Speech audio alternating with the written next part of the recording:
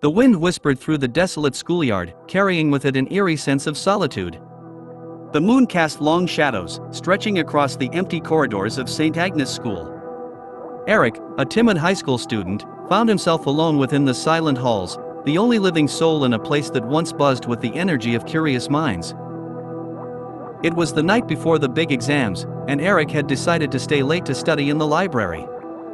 As the clock ticked away, the school emptied, leaving him isolated amidst the dim glow of flickering fluorescent lights. The silence was suffocating, broken only by the occasional creaks of the old building settling into the night. Determined to conquer the looming exams, Eric buried himself in his books. The hours passed like minutes, and before he knew it, the clock struck midnight. The library, usually a haven of knowledge, now seemed to harbor something more sinister. The books on the shelves seemed to whisper ancient secrets, and the shadows danced menacingly on the walls. As Eric gathered his belongings to leave, he noticed an ominous chill in the air.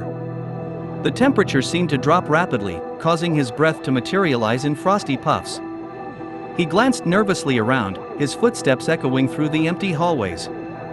The oppressive silence began to play tricks on his mind, and every creak and groan of the building seemed to be a subtle reminder that he was not truly alone. Descending the staircase, Eric felt a sudden draft. The cold air seemed to wrap around him like icy fingers, sending shivers down his spine. He quickened his pace, eager to escape the eerie atmosphere that had settled over the school. Yet, with every step, the oppressive stillness grew more pronounced. Reaching the ground floor, Eric's heart raced as he caught a glimpse of a shadowy figure out of the corner of his eye. He turned abruptly, but there was nothing there.